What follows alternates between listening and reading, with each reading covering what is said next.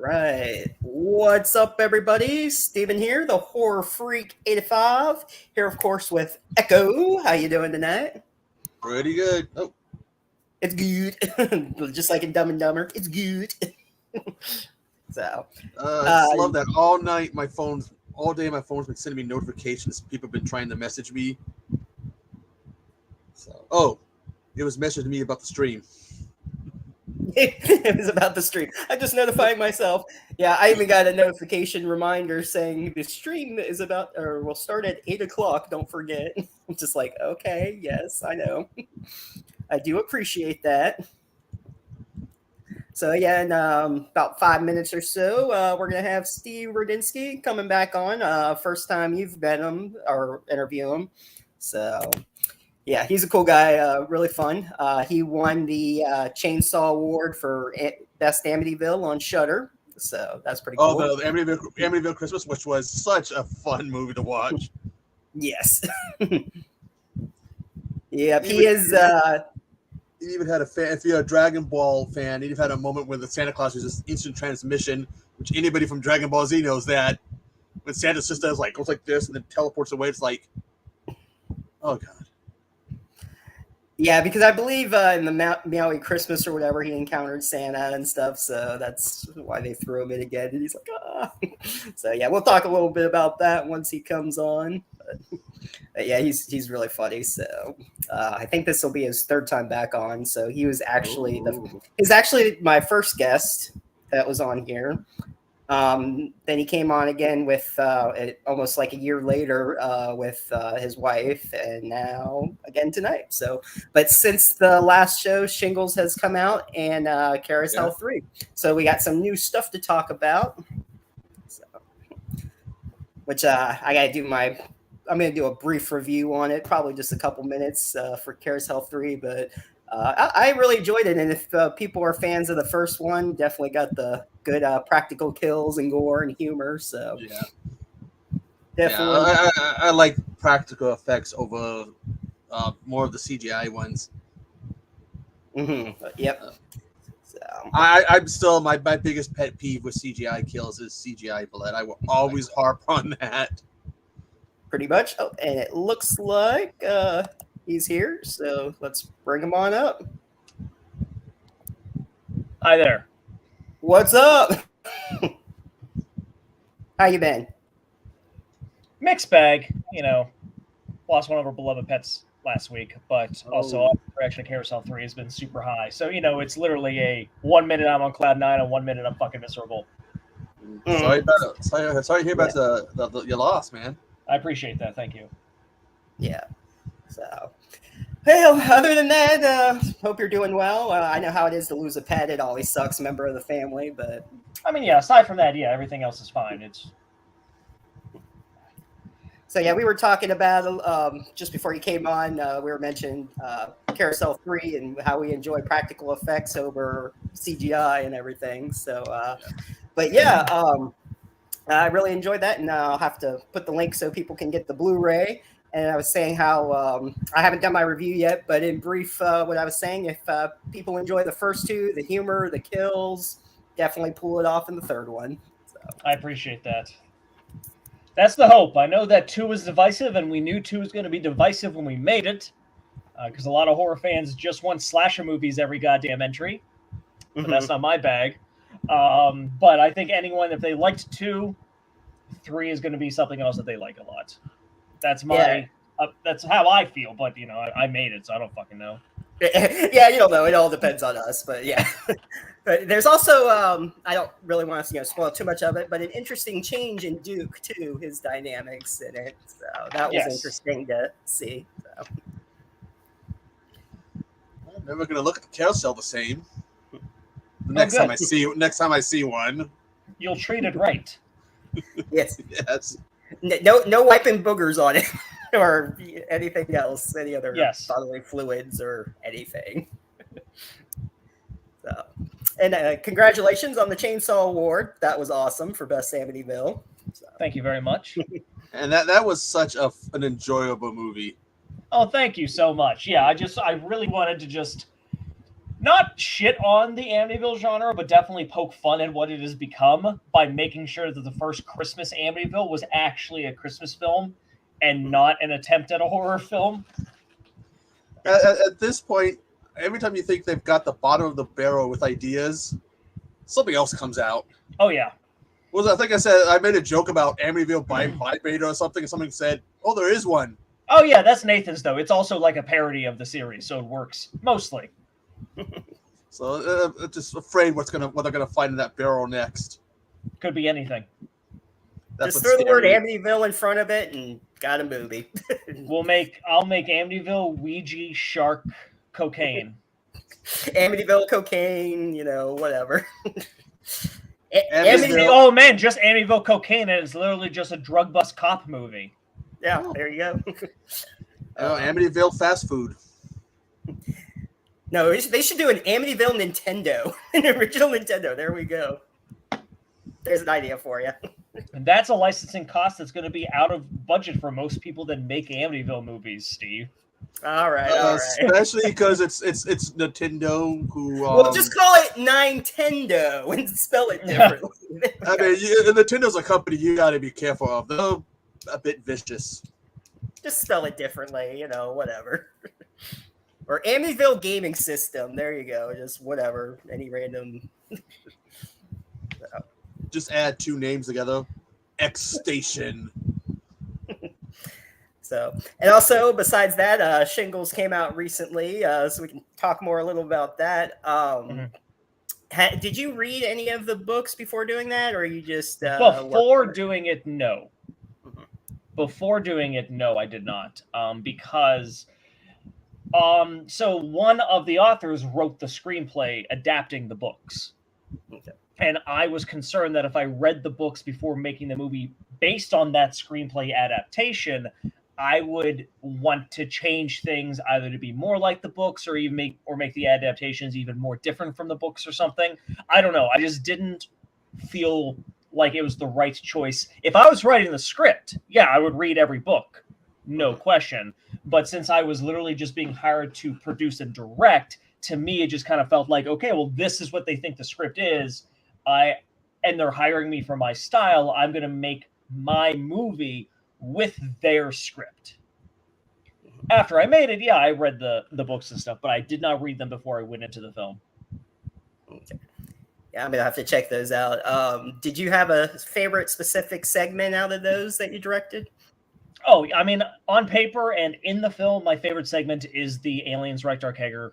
It's just the most fun, and it feels kind of like a mix between a very, very low-level horror Goosebumps book and like just an 80s party movie. And that's not really a genre I've ever done before. So it was a lot of fun to get to do something like that again, like the Beer Olympics, is not something I'd ever put in a movie of mine because I don't do those sorts of movies or those sorts of like parties and groups of friends. So that was kind of cool to be able to just basically do something different and then like do the whole green screen thing with the aliens and like have all of these different aliens. The alien costumes was my idea just to make them stand out a bit more.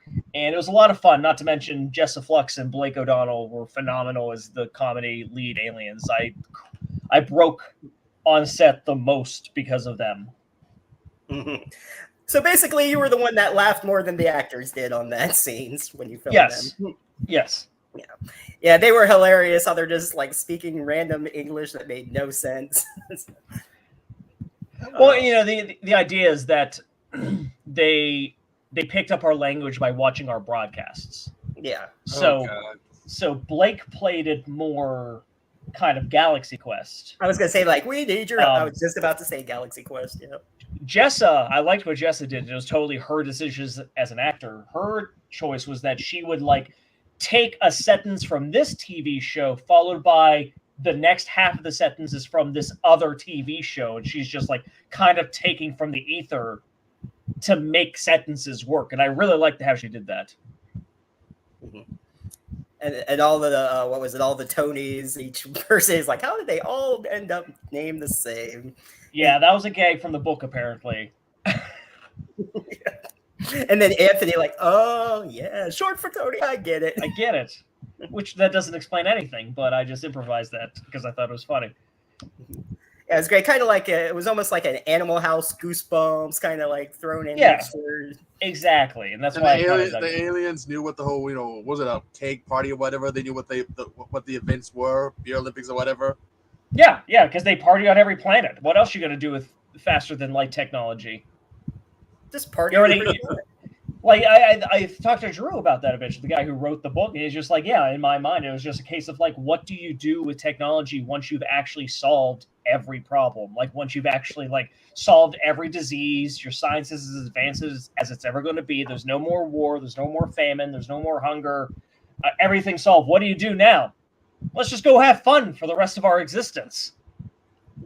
That'd be interesting though to see what other planets. Yeah, they have the Beer Olympics, but like, I wonder what other kind of games and drinks and stuff that they would have. That'd be a fun thing to explore, maybe in a future something. It's like, yeah, let's go party on every single planet. Yeah. If there's a sequel or anything, do you know if there's any sequel planned for that or not as of yet? I mean, not as of yet. We've discussed it. They have a couple ideas. Aline and I threw out a couple of ideas. But I mean, the ball's in their court. It's their property, it's their movie, it's their money. So I know that they were doing okay. I know that they had decent sales. I know that their fans kicked a lot of the budget in, so not too much came out of their pockets, relatively speaking. And the fact that it's basically advertisement for this book series means that if they're getting an increase in book sales, they may count that as a win. I know they sold like Shingles the movie, the book, which is like a compilation of all the books in the script and the script, and they sold a good amount of copies of that. And then they're doing really well on streaming for the most part, especially for a film that has like no real major marketing or advertising. So it may keep up and they may be happy with it, and then they'll approach me about the sequel. And I'll come back if they want me. I don't know if I was a pain in the ass or not. But from what I can tell, they're happy with the final product, and most of their fans are happy with the final product. And it's not a dud in terms of making them any sort of money. But you don't know. You never know. So I'll have to answer that question later. I guess we'll find out. We'll just stay tuned for that. So Yeah. Hopefully they do. I mean, it was a fun one, and anyone who likes those type of movies, and it even had like a Goosebumps starting kind of. It's basically an adult Goosebumps for people who haven't seen it yet. So And that guy figures he could slay zombies because he's played all those video games. Headshot or whatever. Jimmy Headshot, yeah. God, I've known quite a few people who've been like that. I might have been one of them at one point. I played a whole bunch of zombie games. I'm ready for them.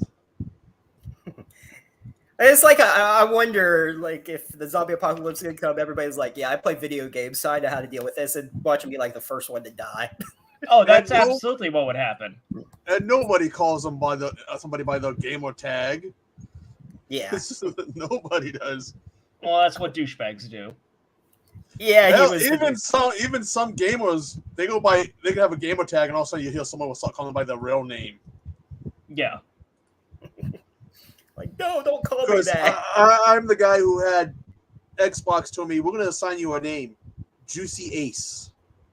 Oh yeah, I got because I've never really had an Xbox, but when I got the Microsoft Store on my PC, it also assigned me a name, and it's like Power Fawn. I'm like, can't I just pick my name? They just yeah, they would do that. I like Juicy Ace. I just thought that's kind of a funny name, Juicy Ace. Yeah, I'm juicy and I'm an ace. There you go. You're not looking at a king; you're looking at an ace. Exactly. Which is even better. That's why you got to be afraid when they tell you we got a name for you. Be afraid when they give you. It could be funny, or it could just be something like, what? Mm-hmm. Yeah, I don't know. I don't like that random stuff, but then it could be funny though. So I think they just throw stuff that they think is your porn name, just random words, first street, pet name, whatever. That's gonna be your name. Juicy Ace is kind of a porn name, isn't it? If we're going by it could be, I guess. If you're going by first pet and the street you grew up on, my porn name is AJ Miller, which is a great name. I think I froze up. Yeah, that is a good one.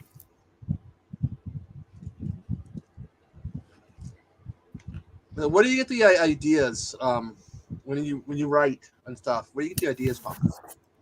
I mean, that's a big question. It changes drastically from project to project. Pick a movie and I'll answer that question. The Mao ones. The Meowie ones? Yeah. Okay. So Carousel got picked up by a distribution company back in early 2017, but they outright told me that they wouldn't be able to release it for a couple of years because they had such a backlog, but they wanted to snatch up Carousel while they could, which is fine. They were upfront about it, so whatever. I knew what I was signing up for. But I can't make another like major project movie when the first movie literally isn't even released. It doesn't exist really. So I was focusing more on the podcast that I had with Bill Murphy. It was called Movie Films with Bill and Steve. And we got to a point where we were watching multiple talking animal holiday films. And I was getting angrier and angrier at how milquetoast and boring they were and how every single one was a goddamn ripoff of Home Alone, except without any of the humor or creativity or anything unique. It was just an animal that talked in a house of two burglars, and one of them was probably Dean Cain every goddamn time. And I could see the houses they were shooting in, and I could see the crew in the credits, and it's just like these movies clearly had at least 6 figures, if not 7, to make this trash without an ounce of creativity or anything that made them unique. And I think at one point while drunk on the podcast, I just screamed, fuck it, I have $500 and a cat. I'm going to make a Home Alone ripoff movie with 3 figures, and it's going to be just as good. And I still wrote it with Bill Murphy, and it's because it's me and Bill. It was weird and unique. Even though we were doing it to spite these generic ones and kind of making it generic ourselves, it still had the unique take of like, what if we have an Alex Jones parody in this kid's movie? Ha ha ha ha. What if the cop is basically our Ernest P. Worrell? That's a great idea. And then A Meowie Christmas took off. Relatively speaking, it did really well on digital, on streaming. I sold a decent amount of copies. So I was in a position where, again, you know, Carousel still wasn't out, and Meowie Christmas came out in December 2017. I kind of said to Bill, like, hey, we have a great opportunity to do a sequel to this because this cost almost nothing. It took almost no time. It was very easy, and people like it, and it's making money. I have always wanted to do a PG horror movie, so we're doing a sequel to A Meowie Christmas so that I can make a PG horror movie called A Meowie Halloween. And then from there, yeah, we just kind of figured out the plot in a more natural way instead of the idea coming out of nowhere, where we just developed the whole Necomouticon. Let's like homage to Nightmare on Elm Street with the Dream Demon Dog, and reference as many horror movies as we could. That works. They were enjoyable. I'll give them that. Thank you. Meowie St. Patrick's Day was Aleen's idea because she thought it'd be fun if we did a Freaky Friday thing with me and my cat. And then Meowie Christmas Vacation was my idea because A Meowie Halloween was so successful that it would have been really easy for me to fall into the pit of making cat movies for the rest of my life. And I didn't want to do that. But the fans wanted more, so I was like, okay, I'll do like this last story arc, and that's the ending. I wanted this talking cat franchise to have like a conclusive ending, and I love that. I love that this is a talking animal series where it has like a beginning, a middle, and an end, as opposed to just going on forever or drifting away at some point. People do like the cat, really, the animal related stuff. I mean, look at Grumpy Cat. After we had Grumpy Cat, all that stuff popped up. Yep. People love them. People love animals, and people love family-friendly films. You know, I can't tell you how many times I've sold copies at horror conventions to people just because it's like, oh, my kid can watch this, great.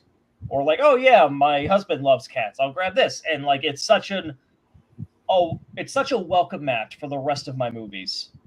Because there's been a lot of people that just bought the Meowies and liked them, and that's how they discovered Carousel, arguably my way more popular franchise and series.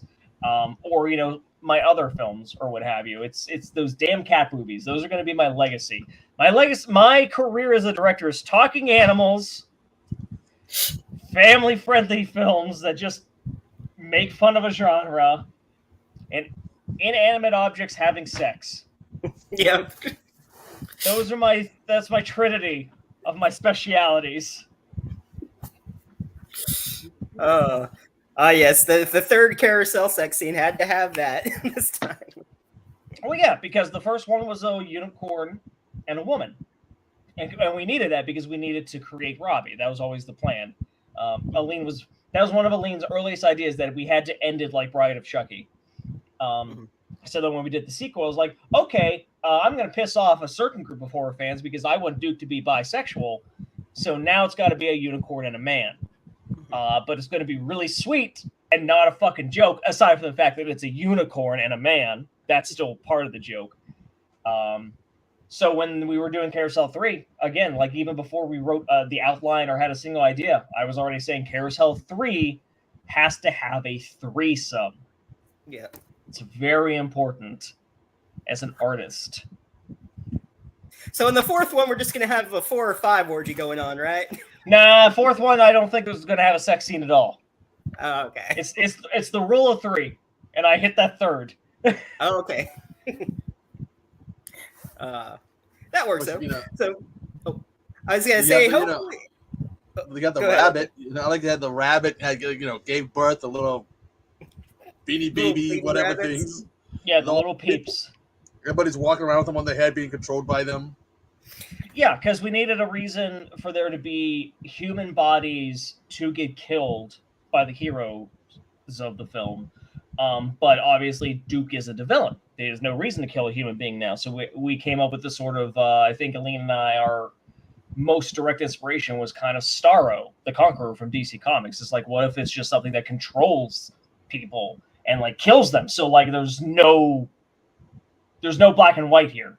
Like it's just straight up, they're zombies controlled by these monstrous little peeps. They're barely even sentient. So it's not even a question of like, oh, you're killing these children. Like, no. They are nothing. They are just hollow little things that do whatever Usagi tells them.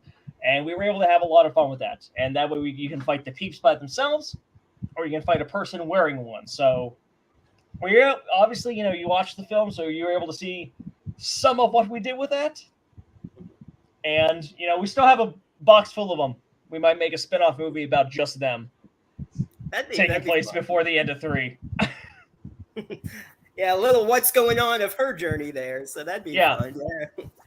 Yeah, it almost reminded me also, I was thinking kind of like the Futurama episode when they had those little slugs on their head and they were being controlled. I don't know or not, but that's kind of what it reminded me of.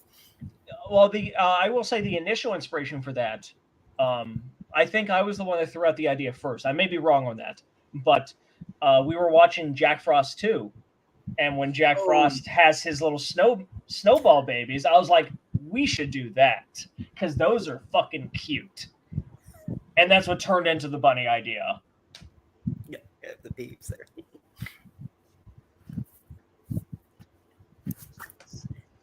Sorry, my phone was on the fritz there. It acts up and blinks every now and then, and I gotta hit something on it to keep stuff doing that.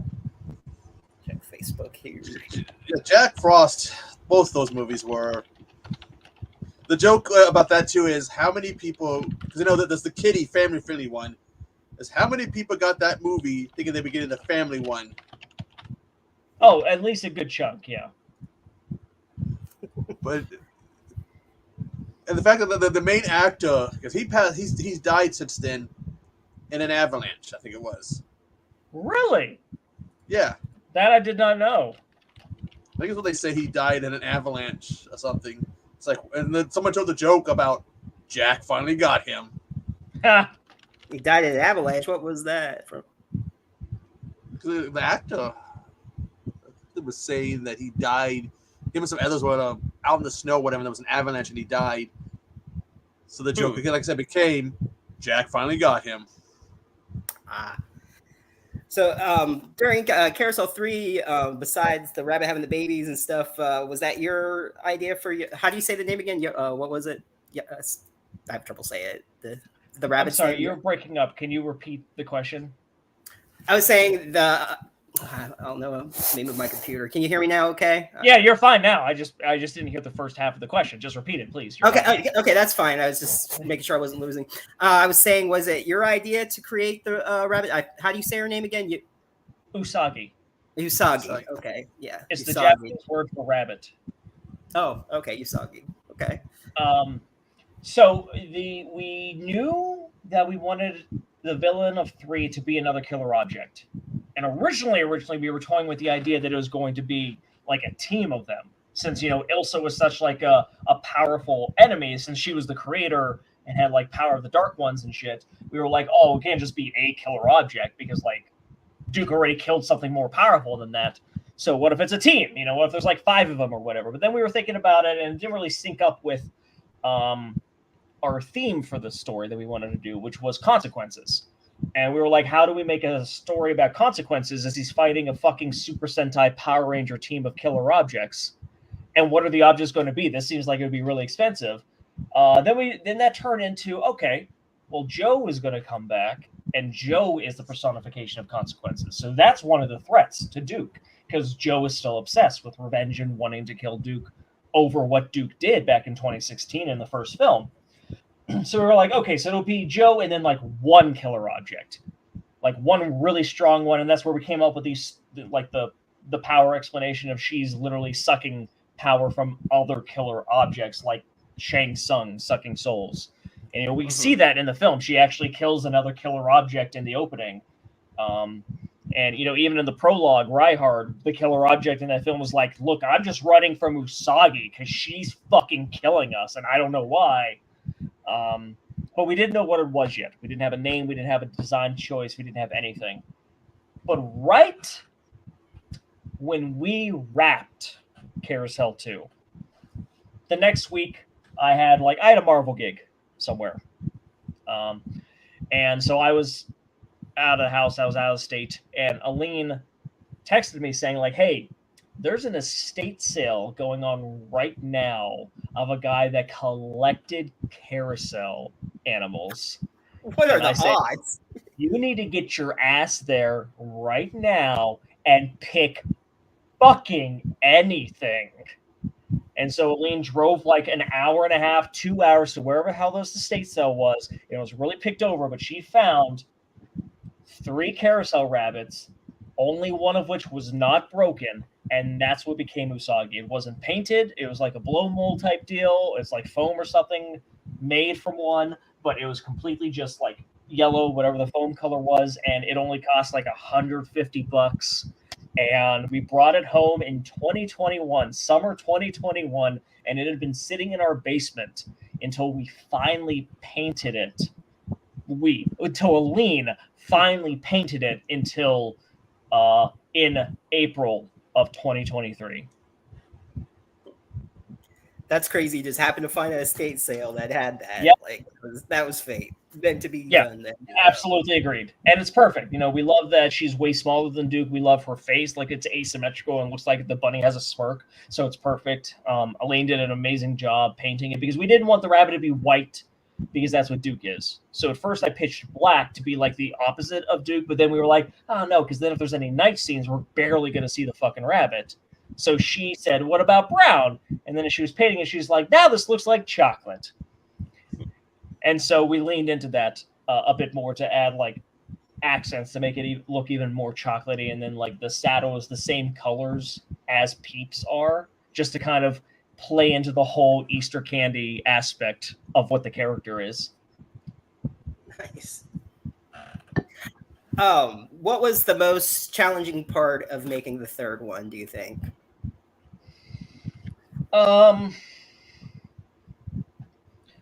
Probably. I mean, I cut this one myself, and I think editing is very, very boring and hard for me to do. But I wanted to make sure that it was getting done in the time period that I really wanted to get this movie done for. It was really important to me. Again, it's done, but I want Carousel 3 to come out in 2023. When am I going to get another chance to do something like that? And I didn't want to risk the fans waiting too long for 3 because they waited 5 years between 1 and 2. So I was like, they've already waited 2 years. Let's get this one out now without sacrificing quality, but like, let's get this done. And then I'll sit and rest. So yeah, the fact that I cut the whole feature myself on this round was probably the hardest part. But at the same time, I still got the whole movie cut in a month. So I guess it wasn't that hard. but definitely not as easy as shooting it, because shooting it was so easy since most of it is just me, an inanimate object, or someone in a mascot costume. Like there's very little human actors that I had to worry about for most of this shoot.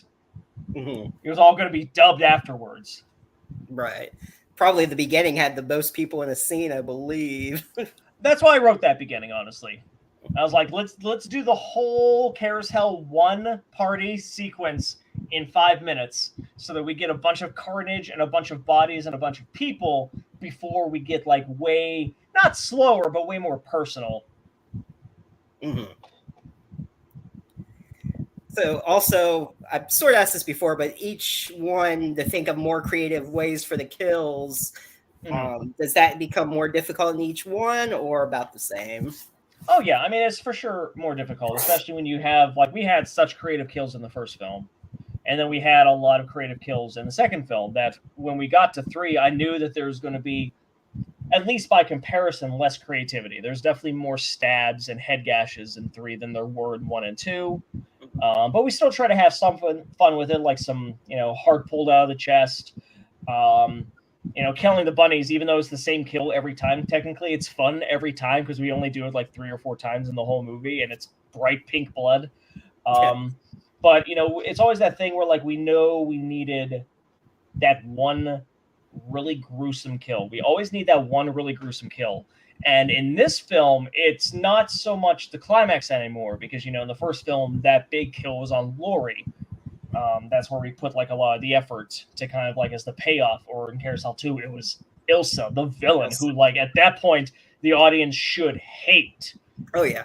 So when she got the worst of it, like I outright said, like I want to take the kill from the face microwave from 1 and turn it into a face melt cranked up to 11. And this one, the main villain can't do that. So that's why it kind of just became one of the human bodies in the film for that great, I'll just call it the face slice without giving it away in the show. But that was the big one for this one. And when we watched this on the Shudder Discord live, it was fantastic seeing everyone's reactions to that. Yeah. So I think we did good there. Yeah, I also saw that picture you posted how someone made like carousel cookies and cupcakes and stuff for the event. Oh, they're great fans. It's so humbling and surreal to see people so passionate about stuff that we made, this small micro budget thing, but we have this fan base baking treats, doing art, cosplaying the characters from these weird movies. And I love that a lot. Like, it's really, really cool. And I'm glad that our insane ideas resonate with a small but wide number of people. Because it's worldwide, which is really cool. I had, a bunch of pre-orders for 3 were coming from Australia, Japan. Film Fest in Barcelona already like paid us and like asked for the fucking movie to screen in September for the European premiere. And we're going to be having the drive-in screening in Indiana at the end of the month. Carousel 2 was just in Brazil playing and won some awards. So like this is worldwide, and that is weird to think about. But here we are. Yeah, I noticed a lot of independent horror movies. They're actually pretty popular in other countries. They seem to be big and all over. So. Well, they're the fun ones right now. A lot funner than what we've seen mainstream. That's part of the thing, too. It's kind of like, I don't think I'm better than Hollywood studio films. I don't think I'm better than mainstream films at all. It's just a different flavor. But I will at least say that, like, if you want to see a bisexual carousel unicorn have gay sex and then murder a Nazi using the power of a rainbow, you're only getting that in my movies. Yep. That works. But, yeah, I think it's more fun to watch independent, these films than it is the big Hollywood ones because I've had a lot more fun. I think I've even moved away from watching some of the Hollywood ones. Although right now all we have is independence because of everything in Hollywood. Of course, the When- strike's going on. Yeah. They just put the whole thing was Tron 3. 150 people plus fired. I mean, we're in the. I mean, I remember the last time strikes were happening, and like Justice League Mortal got canceled. Like, we're in that phase now because these strikes are lasting a long time because of greedy fucking executives that can't afford to give up less than 1% of their profits to pay these workers making them these fortunes for decades. So definitely, I'm totally on the side of, the WGA and SAG. I have criticisms with entertainment unions sometimes, but at the end of the day, I am pro-union, and this is why, especially when you see some of the pitches for AI those executives had. Jesus Christ. Terrifying. Well, I was telling somebody with AI, we could get the first John Wayne movie in how many decades? I don't want that. No. I want who the next John Wayne is, John Wayne's dead. We have a mountain of John Wayne movies that will exist forever, and that's beautiful, and we can watch them as much as we want. I do not want CGI John Wayne marching in on this new film written by AI. Fucking, I don't know, pick a writer from the 30s or 40s. I don't fucking know. Yeah, no. It's crazy. So you need the human element to make art, because at the end of the day, art is human imagination put onto whatever it is, whether it's the screen or the audio. It's just, I think I'm a person that says everything's art. I don't care if it's the bottom of the barrel fucking schlock. I don't think if it's the worst thing in existence. If it was a human being making something from their imagination, I consider that art. The Room is art. Even if it's a complete failure of what Tommy Wiseau truly wanted to do with his ideas, it's still art. The carousels are art, and I'm not saying that to seem at a higher level, because it's all art is my point. So if you take out the human element, it's not art anymore. It's just fucking products. Yeah. And I know that a lot of consumers don't care, and they just want to consume product. They just want whatever the next 8-episode Disney fucking Plus show is, so they can put it on and just veg out and not think about why it's bad or good or anything. But we got to fight against that, because otherwise we can lose everything. And I know that's doomsaying, but I fucking believe that.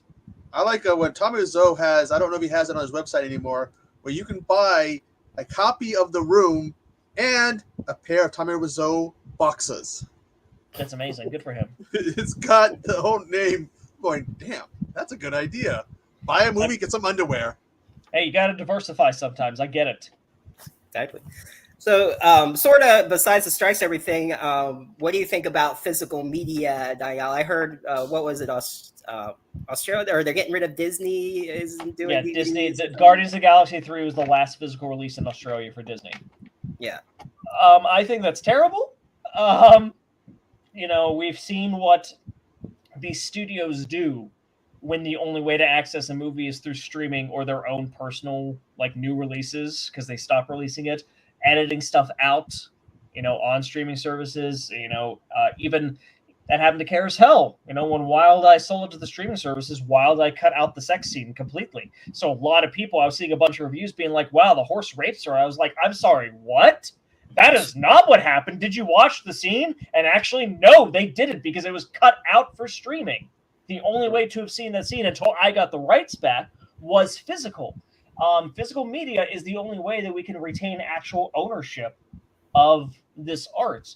And not in the sense that you can do whatever you want with it, but nobody can take it back away from you. Nobody can change it after it's in your hands. And I hope that we never lose that. I understand less people care. Again, consumers don't care that much. But streaming doesn't take over everything. We need physical as an option, and I think that physical will stay as an option for as long as possible. And that's what we have to hope for. That's what we have to try to do and try to maintain. Because I think if we lose physical, we're going to lose a lot of power as artists and as consumers when it comes to how we can see the art that we grew up with, or the art that fucking just happened with Across the Spider-Verse. Excellent film. Probably my best film of the year. But the home release is already different than what it was in theaters. And like the directors are pitching it as not a big deal, and it's kind of like patching a video game. But now that theatrical movie that I saw is lost media. Like even if the changes are super minor, that's still different, and that's kind of terrifying to me that so much can change to a movie that already was released. Disney was doing that with a lot of the movies on the streaming surface. I think they were saying, but they were editing a lot of stuff on them. I was hearing. Yeah, Splash. It happened with Splash. They like edited the butt. Like they just put a big blur over her ass as she was running into the water at the end of the film. I'm just like, why? Like it was a PG film when it came out, and I understand if it was released today, it probably would be PG-13. But then like either have an edited version on your service if you want, because you own it at the end of the day. Like I get that, but also have the original there too, so that you can watch it. You know, if you're on an adult grown up profile, you should be able to watch Splash with all of the ass. If you want to edit it so that like the kids only profile can't watch it, whatever. I'm not going to die on the hill of that. Like that's a can of beans that we can open or not open. You can argue either way, but at the very least, I'm going to at least argue the one side of like I should be able to see these original things. I should be able to own this on physical media before a studio decides to delete it off streaming forever because it didn't get quite the amount of hits that they wanted in a month. I'm so thankful Prey is getting a physical release in October because like I didn't even love that movie, but I liked it a lot. And the idea that it could be just gone one day, I didn't like that. So thankfully that's never going to happen. Yeah, Prey is the one that I need because I have all the Alien and all the Predator movies, and that's the last one I need. Yeah. There is a store in Seattle called Scarecrow Videos. And it is like, to me, it is heaven for physical media. DVD, VHS, Blu-ray, Laserdisc.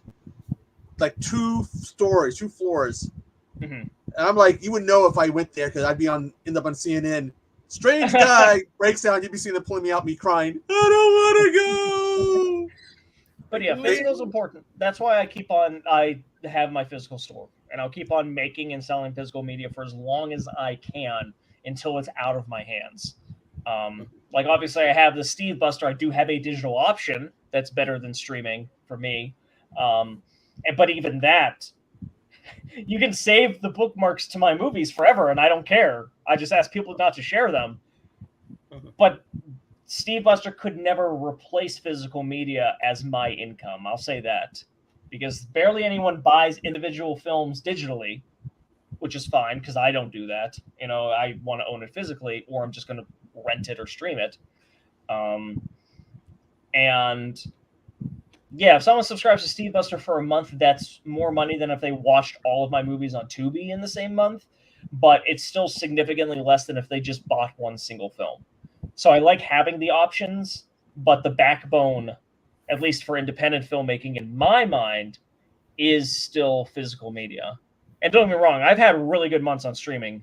You know, I've had months where the streaming does better than physical. Don't get me wrong, but overall, like the physical media, the fans getting to own it in their hands because that's what I like to do, and getting to go to conventions with the physical media on my table is the best way to reach new people in an era with ad blocker and people that don't go to review websites anymore and people that hate self-promotion and all this shit. The only way I can talk to any of these people and get them to look in my direction is at a convention, and the only way you can really do well at a convention is with physical media. I've seen some guys go there with like just digital, and like, you know, some guys that just have a podcast, for example. I don't know of any filmmakers offhand that only go there to be like, yeah, subscribe to my Patreon and like nothing. Yeah. But like nothing ever comes out of that, to the point where I don't know how these podcasters keep on doing conventions because I don't think they get enough subscribers to justify the cost. But whatever. Sorry, that was a long-winded answer to a very short question. No, it makes sense. Yeah. I mean, a lot of, there's that whole, Viva physical media? I think is how it goes. People want the physical media. We still like it. I'm getting sick of going into the store and I go look at the movies, and each time I go in, the section gets smaller and smaller and smaller and smaller.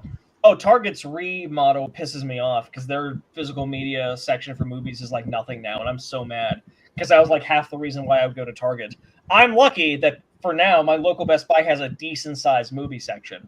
I'm in there every other week to see if there's like any 4K Blu-ray sales that are good, and sometimes there are. But like I've been to other Best Buys where the section is smaller than what we have, and what we have isn't big. I remember Best Buy when I was a kid when it was just aisles and aisles and aisles and aisles of movies. Now it's like one big singular aisle and then like a few end caps, which is much less, but it's still more than like any other store except for maybe Walmart. Maybe Walmart's getting pretty bad. They're I'm just saying, You used to be able to go into Best Buy and you had all your movies, your music, your video games. Mm-hmm. Now you go in and it's just like, I went in, they got rid of like 75% of the movies. And I remember talking to the guy and he goes, it's corporate's call. Yeah, it's corporate. That's what and it is. He goes, don't get any complaints.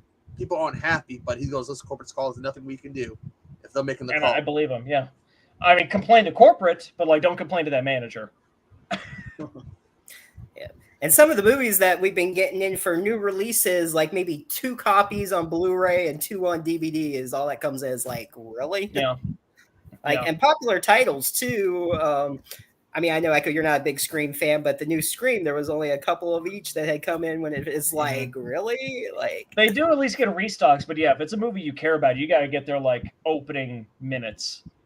Yeah. Because I like more of the DC movies than I don't, and more than the internet seems to. But like, I wanted this. Best Buy always gets this 4K Steelbook, so I was just like, if I don't get this Black Adam 4K Steelbook, I don't care if no one cares about this fucking movie. There's only going to be 1 or 2 there. Yep. So I got to go and pick up this Steelbook. Yeah. It's like I heard that Resident Evil Death House, I think it is, the new CGI movie. I forget. It took me forever to find it. And then I found like one. Walmart had like one of it. Mm-hmm. Yeah, Best Buy's going, we have it. And you go in the Best Buy and you're looking at like, well, there's It, the newest released version of It, which it's getting a pain to find them. Yeah, it's ridiculous. I mean, you can find them online, but I'd rather find them in store. They would say out in the wild. Mm-hmm. Yeah. Mm-hmm. So I heard Asylum though was going to stop doing DVDs, physical releases. And then I walk into Walmart and they had some shark movie from them. I'm like, okay, so I mean that I can believe, because Asylum's shtick was always like make something similar to the big blockbuster so that people accidentally buy the DVD. If way less people are buying DVDs. So for them, that makes some amount of sense. I mean, obviously, I hope that they still make physical media, but I can at least see the logic with that, because now their shtick is hopefully people will watch this on streaming instead of the real one. Yeah. So I'm just foreseeing Asylum cranking their budgets way down. Yeah. My level. Just to make a profit. They just did Sharknado 10th anniversary, which apparently has a whole bunch of new stuff in it. Yeah, and good for them. I mean, again, I hate updating and changing movies, but whatever. It was for the anniversary, and the original you can still find. It's not like the Star Wars special edition, so I'm not going to get mad about that. You know what I mean? Yeah. So, besides, I know you do your Marvel gigs and everything. Any other upcoming plans you have, or just taking some time right now, or? I mean, my plan is selling Cares Hell 3. Yeah. I just released it. That's the foreseeable future. I'm trying to push Cares Hell 3. This is one that I'm really, really proud of. I genuinely think it's the best thing that I've ever written. And I am just trying to get as many people to know about the series as possible. Part of the upside is that as people are posting about Cares Hell 3, I'm seeing people say stuff like, what's Cares Hell? And that because of this, they're discovering the series, and hopefully they'll watch 1 and like it, and then do 2 and 3. There's definitely some people that are like, wait, there's a 3rd? I'm just like, you motherfucker. I never shut the fuck up about Cares Hell 2. If you looked at any of my socials, even once, you would have known the Cares Hell 2 exists. But that's part of the problem with the algorithm and ad bloggers and everything. It's so hard to reach people with this information.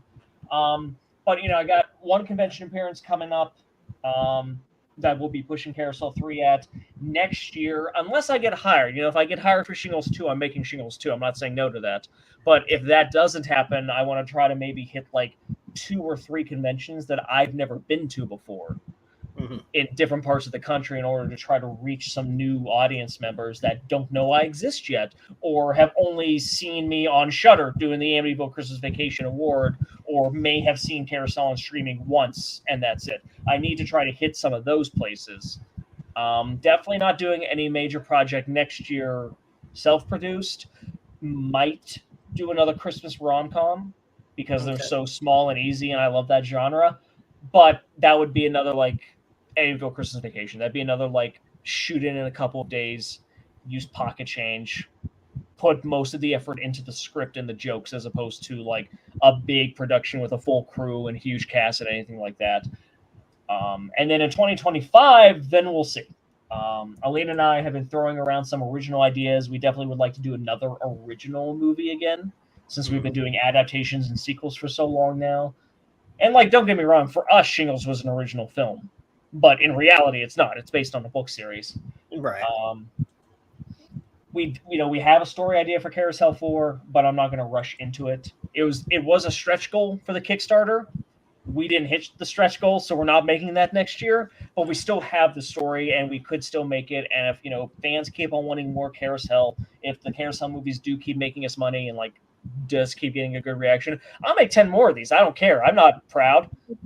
And these are characters that I love anyway, and people know that I will be shifting the genre and telling a real story every entry. It's not going to be one of those 10-entry horror series where it's the same movie 9 times in a row. It's going to be very different every time, no matter what I do. But if people keep wanting to see more Robbie, Duke, and their adventures, I can do that. Maybe some spin-offs. Who knows? Yeah. So. Yeah. Like the joke it is, if the budget allows. Yeah. Yeah, I like that, how humor's thrown in the movies there, kind of like breaking the wall there. Just a little bit. Yeah. So, any plans, maybe checking out some conventions in Florida, like Spooky or... Well, we did Tampa Bay Screams a couple years ago already. Oh, okay. And I missed that. Okay. I don't know how I missed that, but all right. Yeah. For the release of Carousel 2, we came for that one. Okay. Dang, I can't believe I missed that. Well, maybe next time around. But... yeah, I mean, I might consider Spooky, but Florida seems like a horrible nightmare to visit right now. So I may wait for a slight government update before I go back to Florida. I was born there. I'm glad I left. Yeah. But I mean, I have friends and family down there, so I'd love to see them again. I'm just not in a specific rush to go back down there. I would love to do Texas Frightmare once. I haven't done Texas Frightmare before.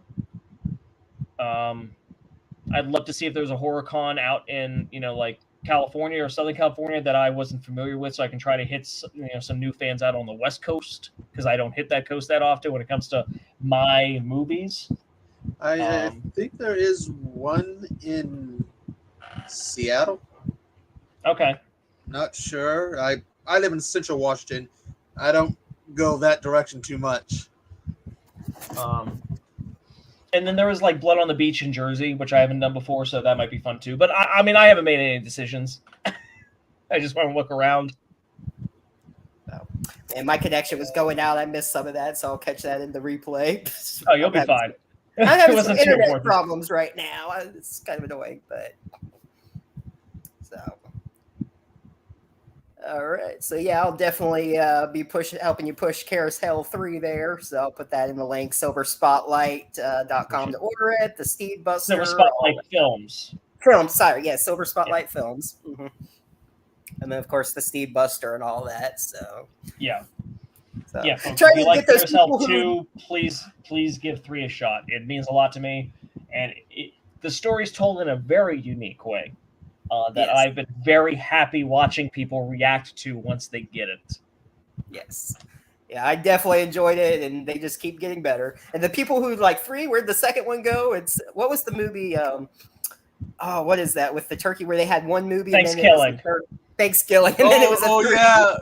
Yeah, it's not like that, people. There's 2. Yeah, they did 1 and 3, and that's it. Oh, Bill Cosby did that with one of that movie, Leonard Part 6 or whatever. Mm-hmm. And there's no other Leonard movies. Yep. It's like, how many people were looking for all those other movies? Yeah, it's like, what the hell am I watching? Like, but I need to go yeah, back and watch the other 5 films. No other 5. there is no other. I think there's like another movie. I can't remember what it's called. With it's kind of like a not a sorority house. My brain's can't think right now with the guys where they just start with a second movie. I don't know. I'll think of it later. It's not that important. Dude Bro Dude Buddy Brother Massacre Massacre. 3. Dude Brother Massacre Great. 3. Yeah, there Yeah. we go. Dude Brother Massacre. That's what it Great was. film. Great film. Love it. Let's see. Any other questions, Echo there? Would we get another of the that Power Ranger type movie you did? The name Oh, the We Super never Task will. Force. We never will get another Super Task Force. That was a movie that was like, it was a failure the year it came out, so I kind of wrote it off. I had a sequel script written, but the first movie didn't take off past like the initial sales boom.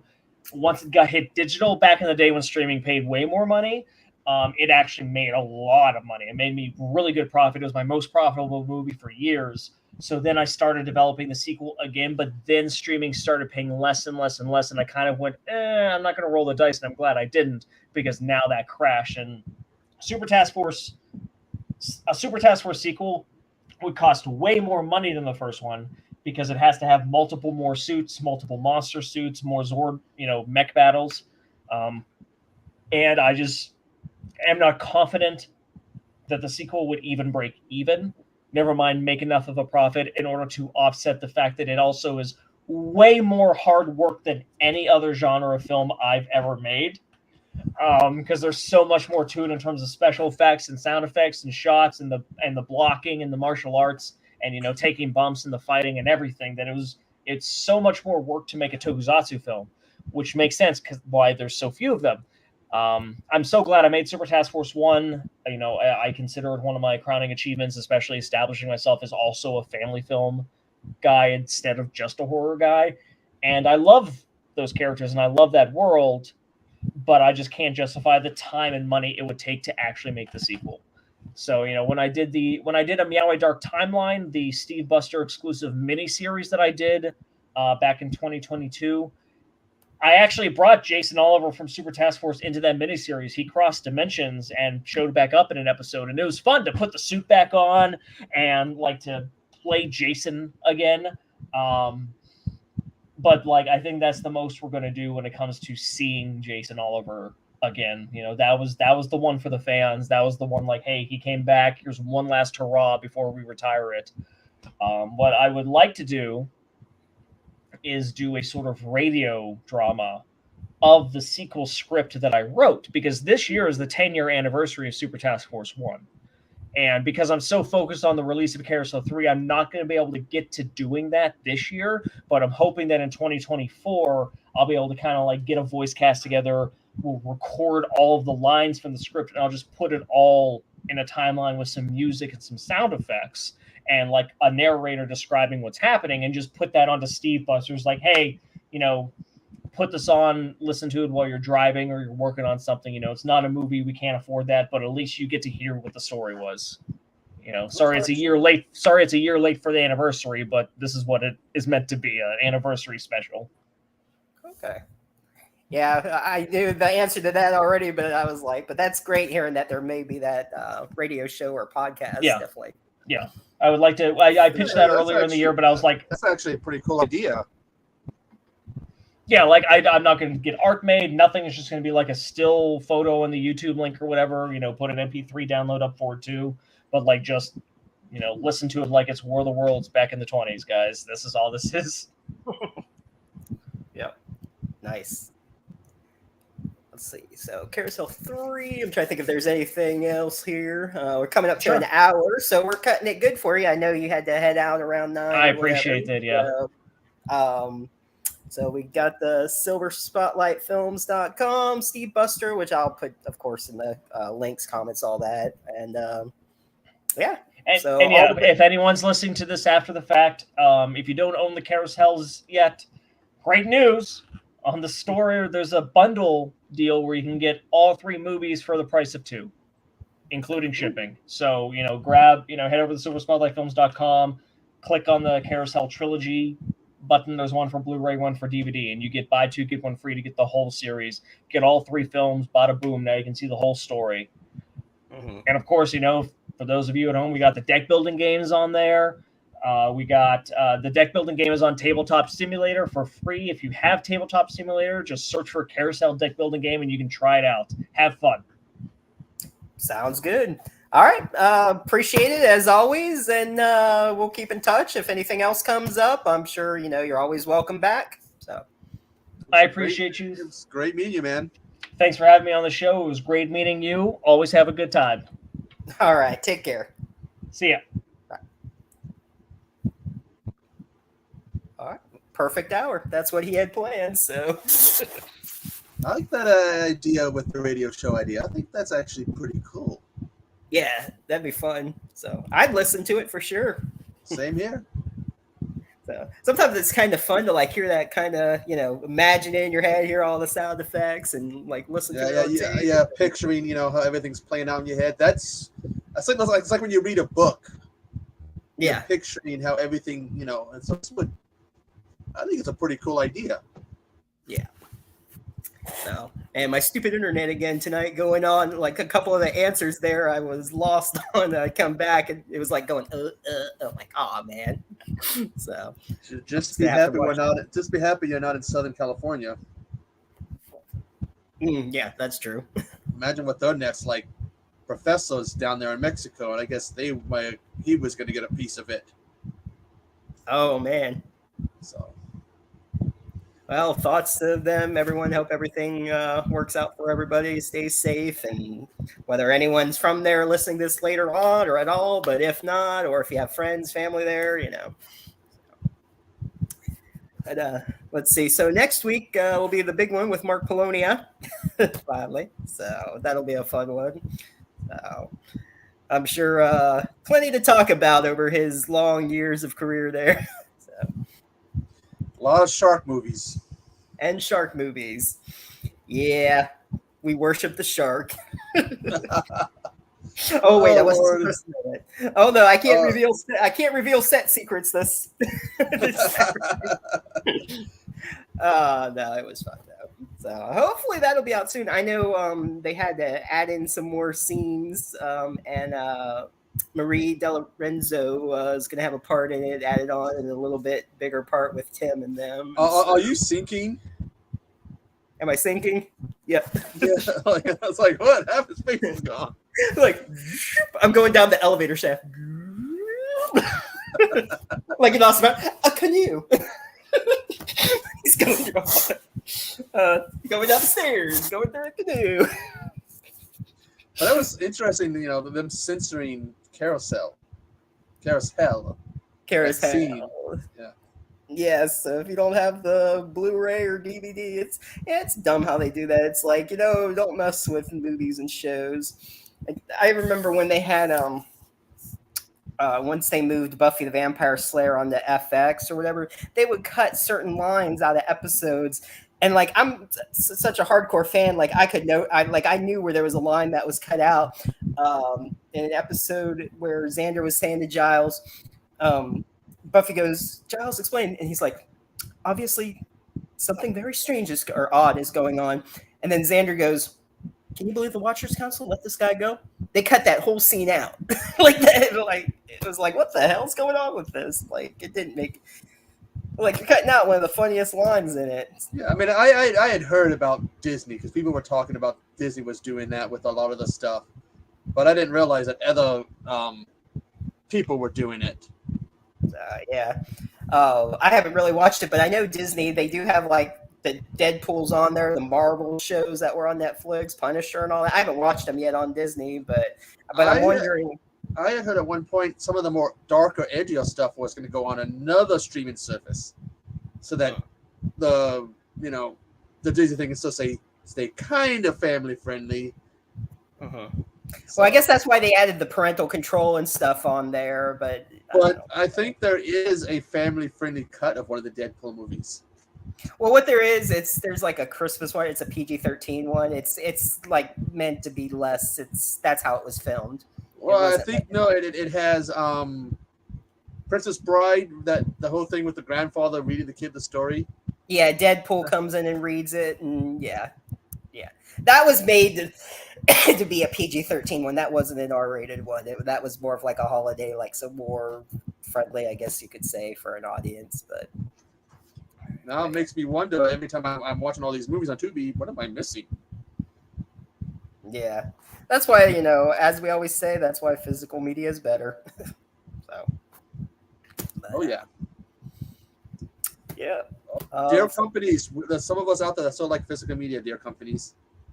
Mm-hmm. Yeah, it sucks how they edit stuff. Did you hear that they're gonna? It could be good if it's done right, hopefully, and they should do one attempt, and then if it fails, don't do it again. But they're gonna do a live action Gargoyles, the one with like Brooklyn and all Goliath. I kind of find myself slightly terrified.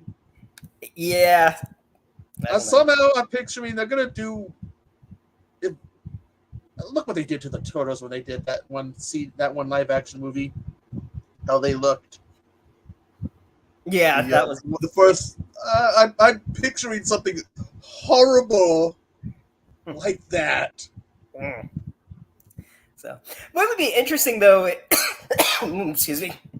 If they had Jonathan Frakes like play Xanatos, since he did the voice, if he was the live action, that would be awesome.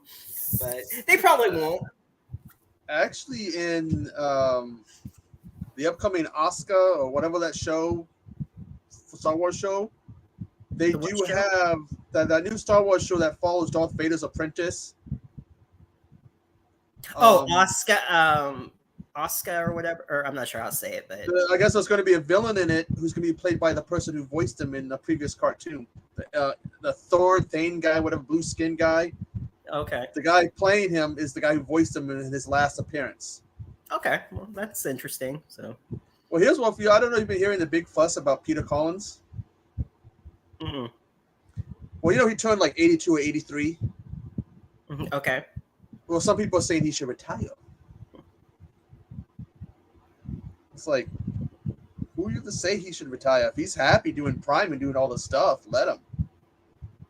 Yeah, I mean, if he can still do it, I mean, do it. I mean, who would have thought the guy that did Optimus Prime also did the Predator? Oh yeah. You seen that video where he talks about they couldn't hear him? They had to lower the mic just for him to make all these sounds. Might as well. I mean, if you can still do it, go for it. You don't need to retire. Yeah, and if you're happy, yeah.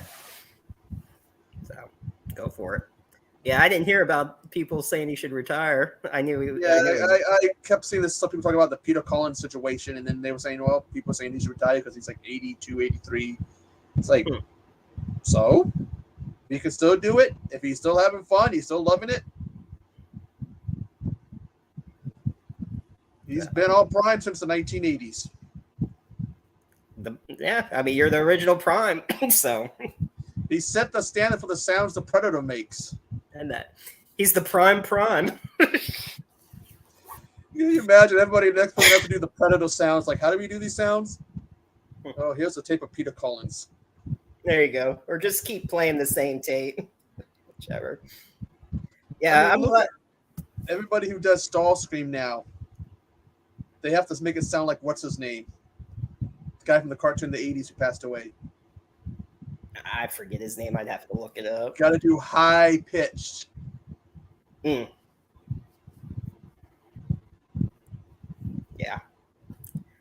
All right. Let's see. I gotta get up early. Anything else going on before we head out, or no? Just taking it easy. Getting out of that heat wave and getting smoke from a fire that's over 3 hours away, possibly burning the other direction. Yeah. Hopefully they contained more of it, because what'd you say, it was like 10% contained the last time? And Spokane, Washington, apparently they could test the air, for how bad it is. Apparently it has the worst air in all of the country right now from all the smoke. Mm. So that's if everyone there, especially if you got asthma, stay indoors. Close your windows. Oh yeah, that's bad for anyone with asthma. Whew, I could imagine. Oh yeah. I'm just happy we don't get to smoke like we got a few years ago because actually it was a couple years ago. I was getting a headache from the smoke and trying to do reviews, and it kept taking me a while from the headache because I was being extra grumpy. Right. It's one of those headaches that makes you really grumpy and mean, and then you don't want to be mean to people, say anything nasty, but you're just like in pain, that level of pain. You're like, fuck it all. Just Yeah. So.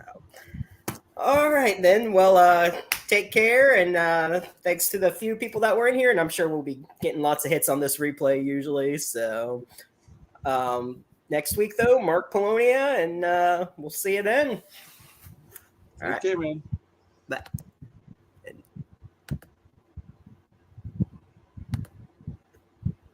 StreamYard's slow on the Indian streams these days. Apparently. That and my internet connections there. Okay.